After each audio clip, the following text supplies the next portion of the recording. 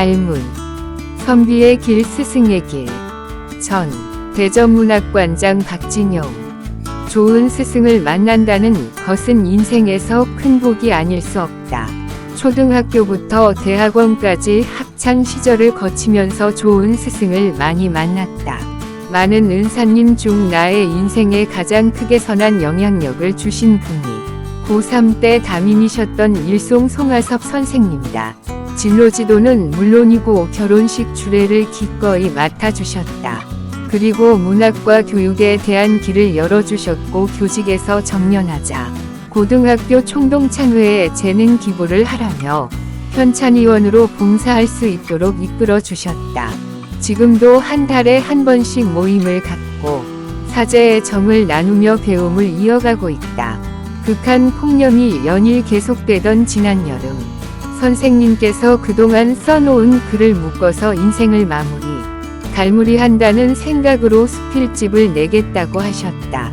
일주일에 2번씩 투석하시면서도 늘 책을 직접 사다 읽으시고 글을 쓰시고 붓을 잡으시는 선비다운 모습이 너무 존경스러웠는데 책을 내신다 하니 놀랍고 반가웠다.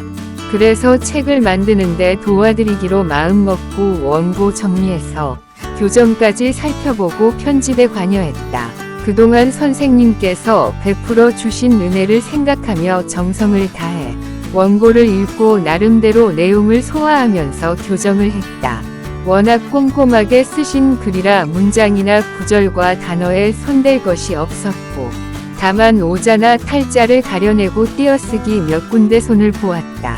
며칠을 두고 읽고 또 읽으면서 참으로 많은 것을 깨달았고 감동을 받았다. 나도 선생님처럼 살 수 있도록 노력하겠다는 평소의 신념이 잘못되지 않았음을 확인할 수 있었다. 원고는 모두 6개의 챕터로 구분했는데 선생님께서 성장하면서 배우고 가르치신 일대기와 삶에 대한 깊은 사색, 그리고 예리한 문학평론 등이 주를 이루고 있다.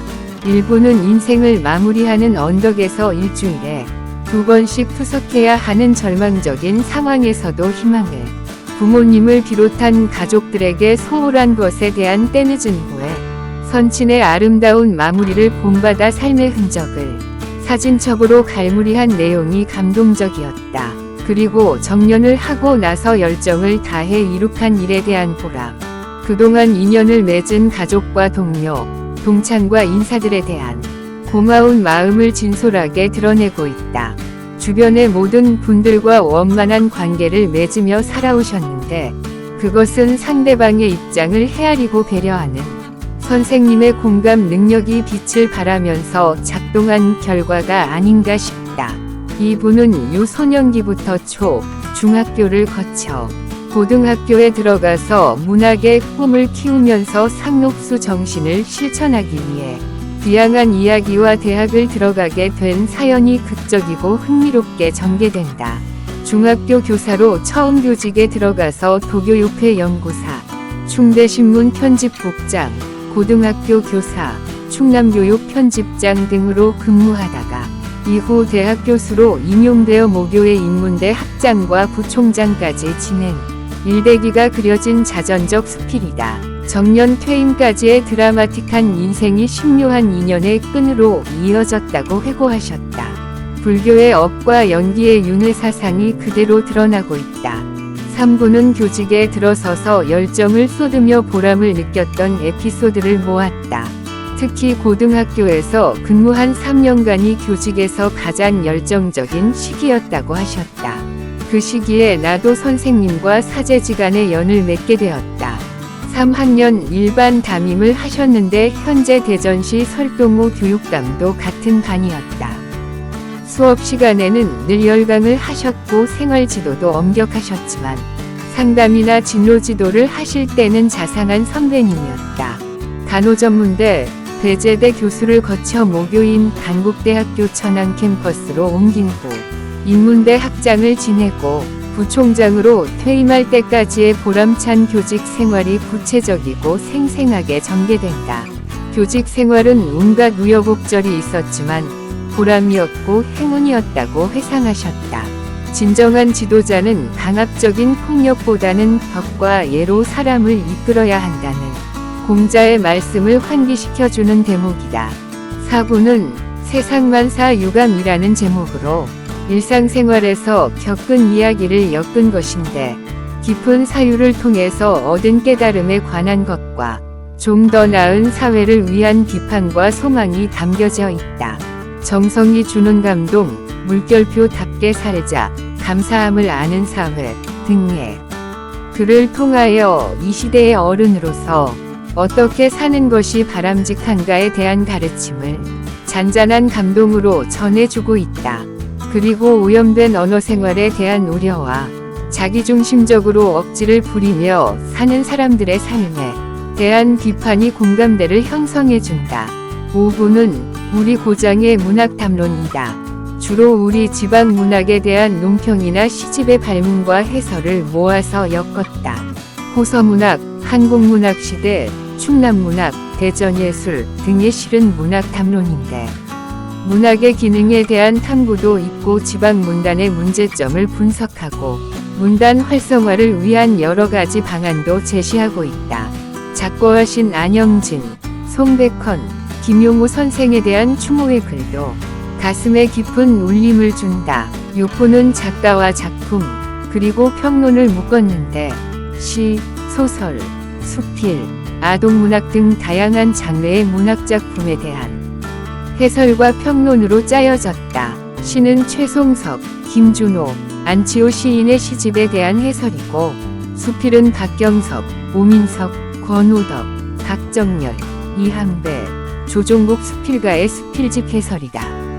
그리고 권중영의 추리소설, 김영웅과 박진용의 동화에 대한 평론으로 편집했다. 마지막으로 2015년 2월 월간문학에 발표했던 매체 환경의 변화와 문학의 자리매김을 넣었다. 수필은 삶의 문학이고 자아 성찰의 문학이며 해학과 비평의 문학이다. 자신의 삶에 새로운 의미를 부여하는 창조의 문학이다. 세상을 밝혀주는 선지자의 등불이기도 하다.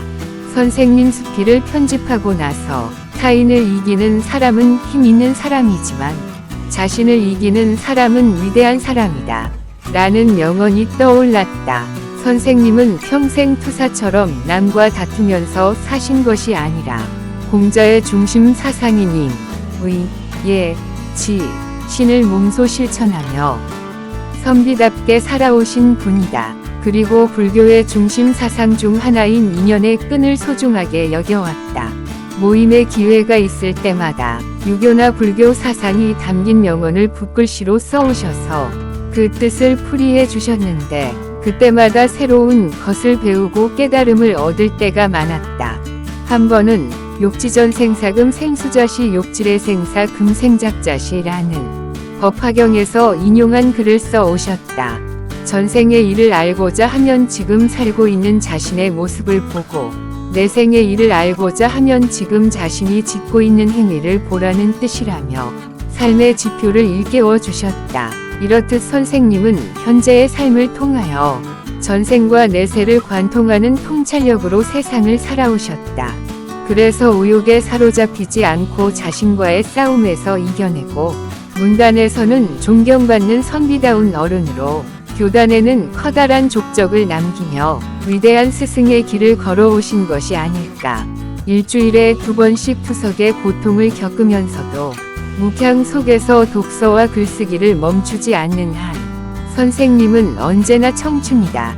훌륭한 따님, 혜린의 효와 심성, 고우신 사모님의 사랑을 받으면서 행복한 노년을 지내시고 90이 넘었을 때 세상을 밝히는 수상록 한 권 더 내시기를 소망하면서 짧은 글을 마친다.